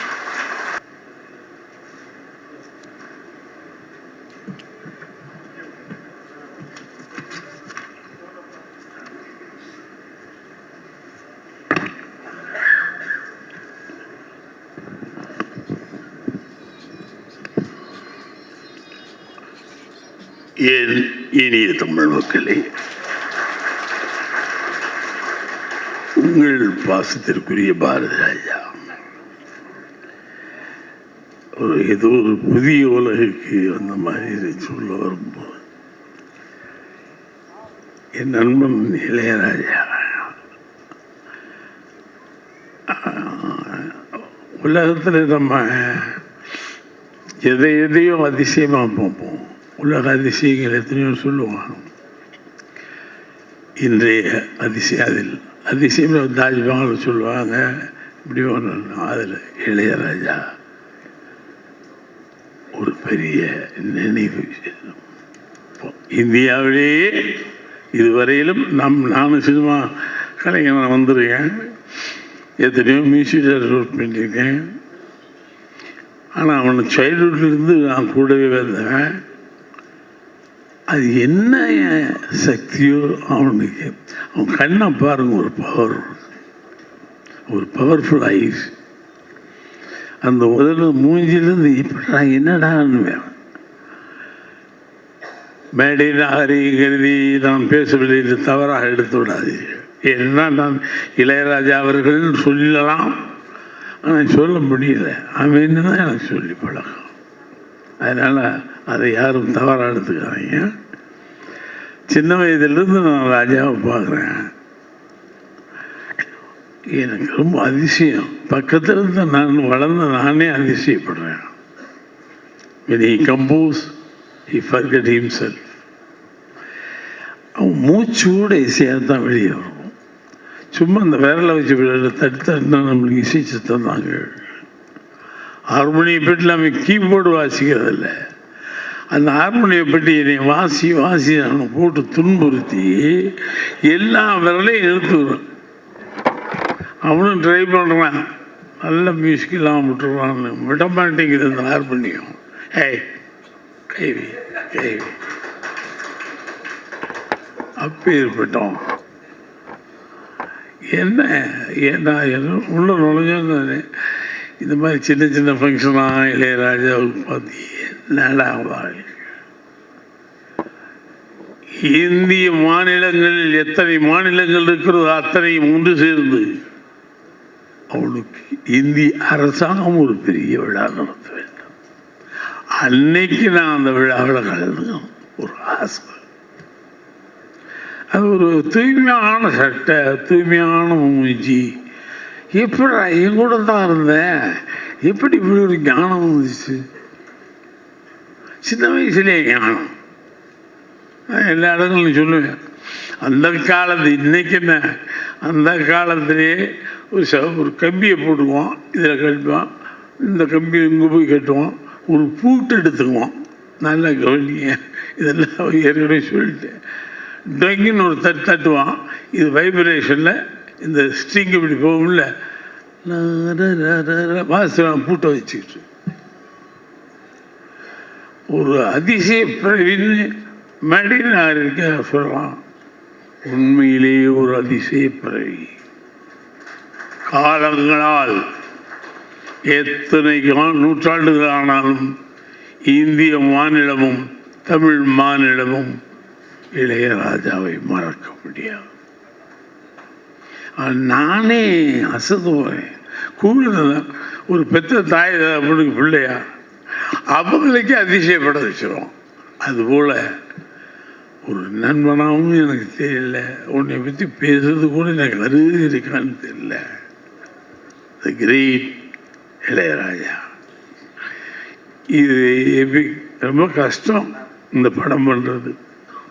ரொம்ப ஆராய்ச்சி பண்ணி பண்ணணும். அவனோடு இருந்து வளர்ந்து ஒவ்வொன்றையும் கவனித்து செய்யணும். பெரிய ஒரு பொக்கிஷமாக வர வேண்டும். ஒரு சினிமா மாதிரி வரக்கூடாது. இந்தியாவில் மிகப்பெரிய பொக்கிஷம் இளையராஜா. அது வரும். அது தனுஷு எனக்கு ஆச்சரியம். எப்படி கடவுள் போய் இப்படி சேர்த்து வைக்கிறாரு. நான் ரொம்ப அதிசயப்படுவேன். தனுஷு ஐயோ ஐயோ, எப்படி நான் நடிகனாக எடுக்கிறதா, இயக்குனராக எடுக்கிறதா, எழுத்தாள் நான் எடுக்கிறதா, எந்த இதுக்கும் கட்டுப்படாதே தனுஷ். எல்லாமாய் நான் கூட வேலை செஞ்சேன், மிரண்டு போயிட்டேன். அதே மனிதாபிமானத்திலே கிரேட். சரியா கடவுள் ஒன்று சேர்த்திருக்காரு பாருங்க இளையராஜாவின் தனுஷ். ஏன்னா ஏதோ நடக்க இருக்கிறது, இது மிகப்பெரிய விஷயமாக இது நடக்க இருக்கிறது. அதனால ரெண்டு பேரையும் கடவுள் கூட அந்த உட்கார வச்சுட்டார். ரொம்ப பேசக்கூடாது இளையராஜாவை பற்றி பொழுதுங்க. ஏன்னா தெரிஞ்சது தானே கதைச்சிக்கிட்டே இருக்கணும். they will prove, அவங்க நிரூபித்து காட்டுவாங்க. பாரதி ராஜா என்ன, எந்த ராஜா இந்த ராஜாவுக்கு இப்படித்தான். யார் ராஜாவாக இருந்தாலும் தோற்றுவாங்க, இந்த ராஜா மட்டும்தான் ஜெயிப்போம். அது ஒரு பாட்டு ஒன்று போடுவான், ராஜா ராஜா ராஜர் இந்த ராஜா தூக்காது. அது எனக்கு அப்படி போட்டேன் கேட்டேன். தூக்காத எங்கும் கூஜானோம். கிரேட் மேன் வெற்றிமாறனைலாம் ரொம்ப அசட்டாக நினைக்கிறது. தனுஷ் வெற்றிமாறன்லாம் இந்த நாட்டுடைய ஒரு பெரிய கலை உலகத்துடைய அசட். இளையராஜா வீட்டில் வந்து உட்காந்துருக்காங்கன்னா எனக்கு இளையராஜா வீட்டில் போய் உட்காந்து பேசுறதுக்கே அவன் இல்லைங்க ரொம்ப அற்புதமாக இருக்குது அவன் கேட்பான். ரொம்ப அற்புதமாக இருக்குன்னு நம்ம சொல்லி பார்ப்போம். என்ன அற்புதம்? இல்லை பாட்டு சூப்பர். இல்லை அந்த ஓட்டுங்க என்ன தெரியும் மியூசிக் பற்றி பேசுகிறோம். நான் உனக்கு பிரமமாக பாராட்டுவேன். உனக்கு என்ன தெரியும் மியூசிக் பற்றி தெரியாதுடா. அதனால such great people. கமலஹாசன் நான் வரிசையாக சொல்ல முடியாது. அவன்லாம் கலையுலகத்துடைய மிகப்பெரிய சொத்து. தண்ணி கொடுங்க போவேன்.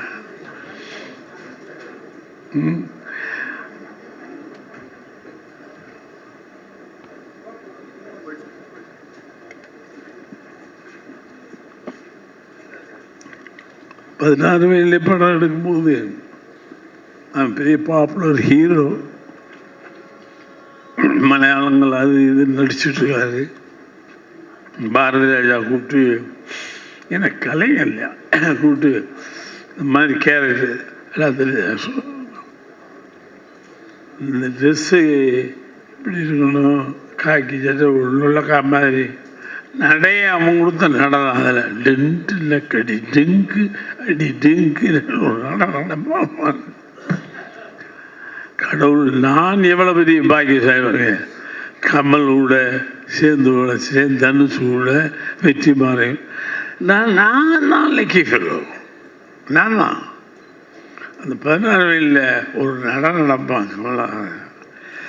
எவனாவது எல்லா ஹீரோ ஒரு பாப்புலர் ஹீரோ எல்லாத்தையும் கழட்டி போட்டு ஒரு கோவம் மட்டும் தான் கொடுத்தேன். அவன் ஒன்றுமே சொல்லலை. என்ன பண்ண என்ன கட்டணமா இல்லை அவுத்து விடணுமா சொல்லலாம். அந்த துணிச்சல் இல்லைமே கலைஞர்கள். அவனை மாதிரி துணிச்சலான கலைஞன் சாக்ரிஃபைஸ் கலைஞன் கிடையாது. ஏதோ கேரக்டர் பண்ணுறது இல்லை அந்த ஆள். அதை இங்கேயோ அந்த 10 செகண்டில் உள்ள நுழைஞ்சி நமக்கே தெரியாத ஒரு டைமென்ஷன் வரும். நம்ம எப்படி நினச்சிருப்போம்.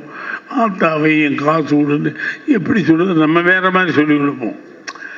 ஆத்தாவையும் காசு விட போகிறேன்னு சொல்லுங்க சார்.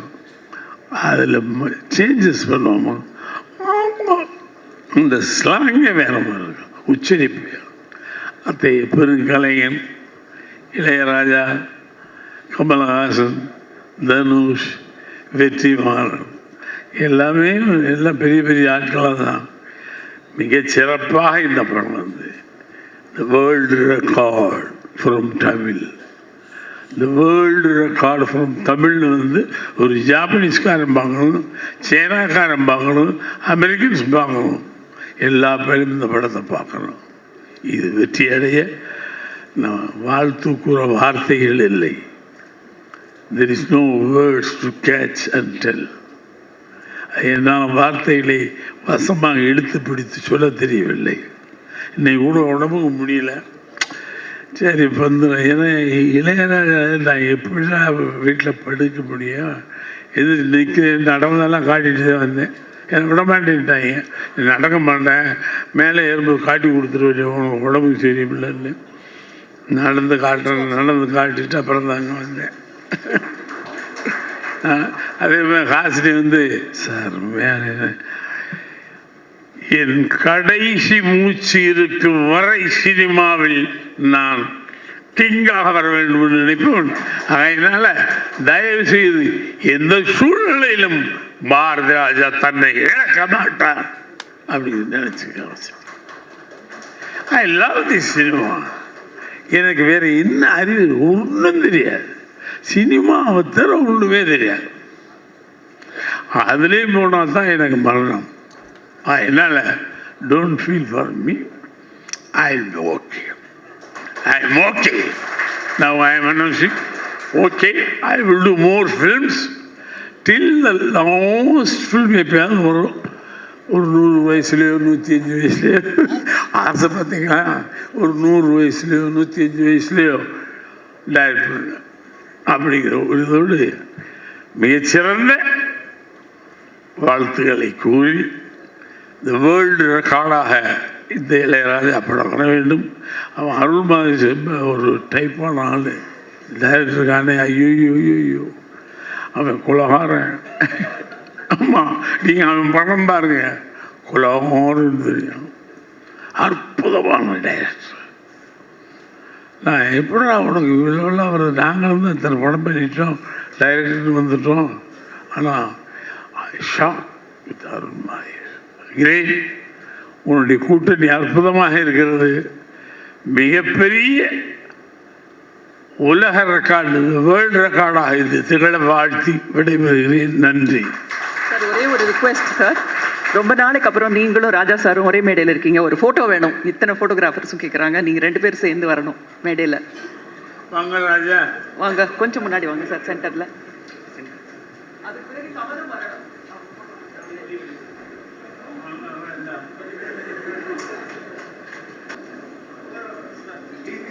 வணக்கம். ஒரு டைரக்டருக்கோ திரைக்கதை ஆசிரியருக்கோ ஆரம்பத்தில் ஏற்படும் குழப்பம் எல்லாம் எனக்கும் இருக்கிறது. எங்கேருந்து ஆரம்பிக்கிறது இந்த கதையை? நாங்கள் சந்திச்சதை பற்றி ஆரம்பிக்கிறதா, முதல்ல எங்கே பார்த்ததுன்னு நினைக்கிறதா? எனக்கு தெரியவே தெரியாது. ஒரு பாவலர் பிரதர்ஸ்ன்னு தெரியும். நான் அமர் தான் இளையராஜான்னு நினச்சிட்டு இருந்தேன். ஒரு ஃபங்க்ஷனுக்கு போகிறோம், அங்கே இளையராஜா அப்படின்னா இவர் எந்திரிக்காமல் உட்காந்துட்டு இருக்காரு, வேற யாரோ நடந்து வராங்க. அவ்வளோதான் தெரியும் எனக்கு. அதற்கு பிறகு சார் நான் இந்த மாதிரி மியூசிக்கு ரசிகன் ஆரம்பிச்சு அது கொஞ்ச நாளில் அண்ணன் ஆகி ஐயான் ஆகி அது இப்போ எல்லாரும் நினச்சிட்டு இருக்காங்க குணாவுக்கும் அபிராமிக்கும் ஒரு காதல் பாட்டு போட்டு கொடுத்துருக்காருன்னு. இல்லை, அது எங்களுடைய காதல் பாட்டு. என் கண்மணிக்கு நான் எழுதிய கடிதம், அதுக்கு இசையமைச்சிட்டார் அவர். அற்புதமான விஷயம். எனக்கு டைரக்டருடைய இதை பார்க்கும்போது பெரிய பிரம்மாண்டமான வேலையும் தான். அந்த இளையராஜா அவர்கள் எனக்கு பாடும்போது ஒரு சந்நியாச மந்திரம் பாட வேண்டிய நேரம் வந்தபோது ஒன்றும் பாடெல்லாம் முயற்சி பண்ணாங்க, விட்டுருங்க அதுவாக வரும் அப்படின்னாரு. பாடலில் ஒரு பெரிய கிளாஸ் அன்னைக்கு எனக்கு கிடைத்தது.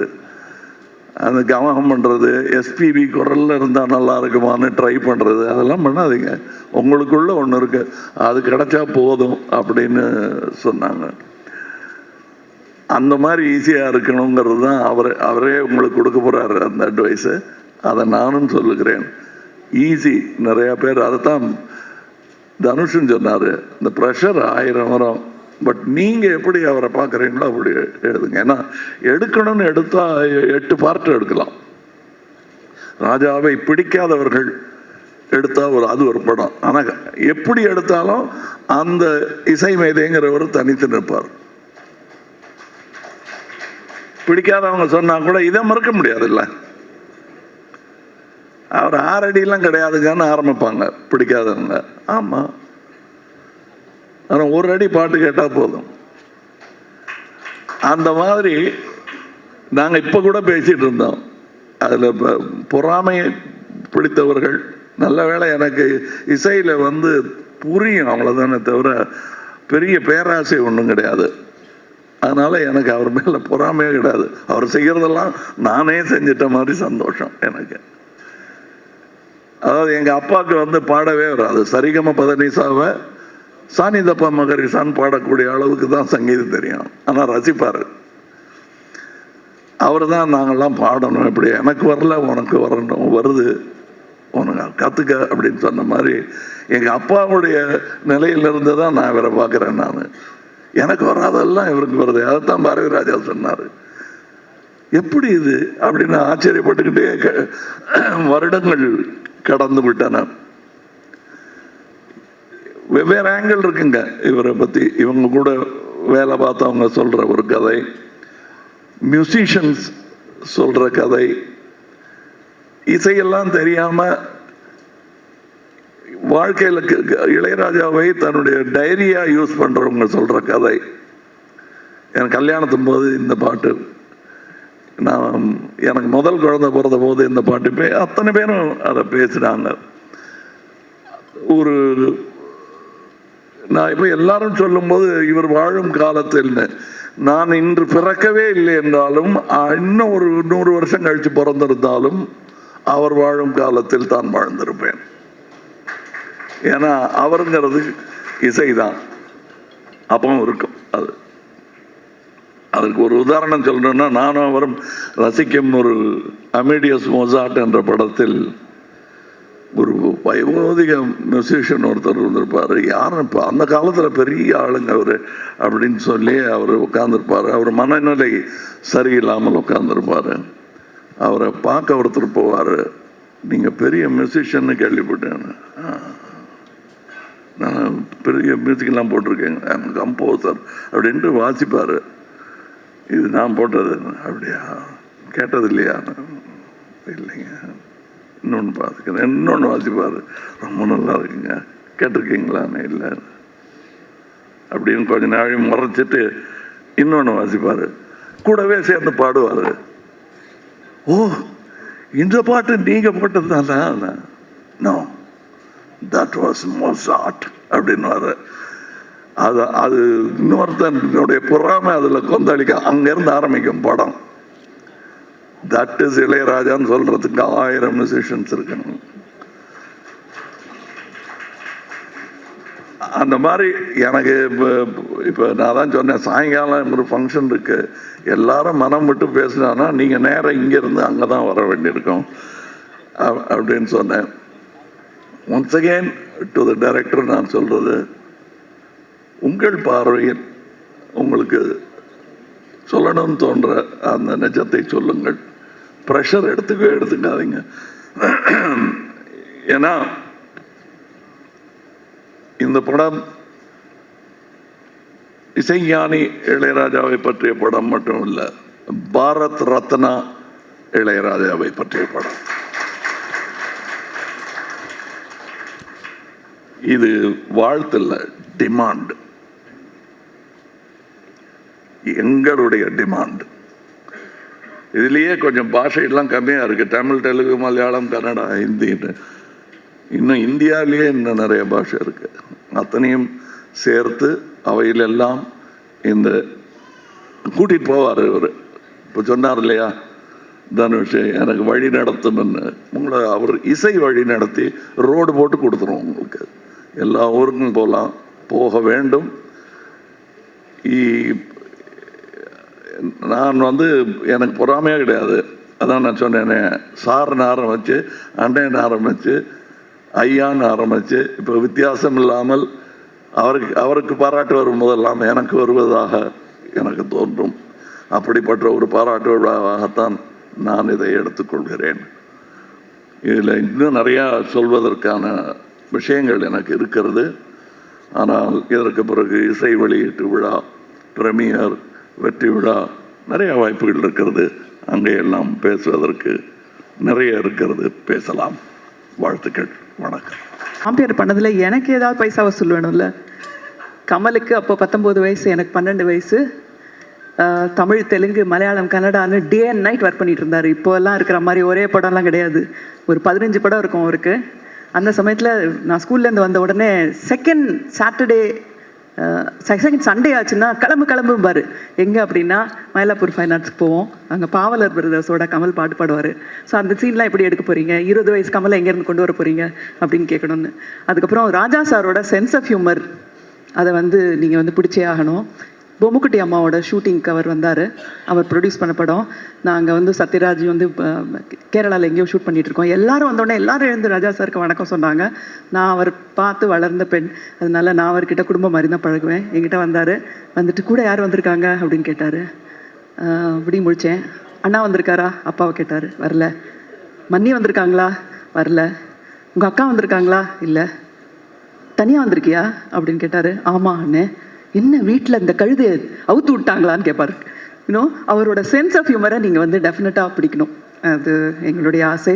எனக்கு இந்த வாய்ப்பு கொடுத்த ஸ்ரீராம் அவர்களுக்கும் கனெக்ட் மீடியாவுக்கும் நன்றி.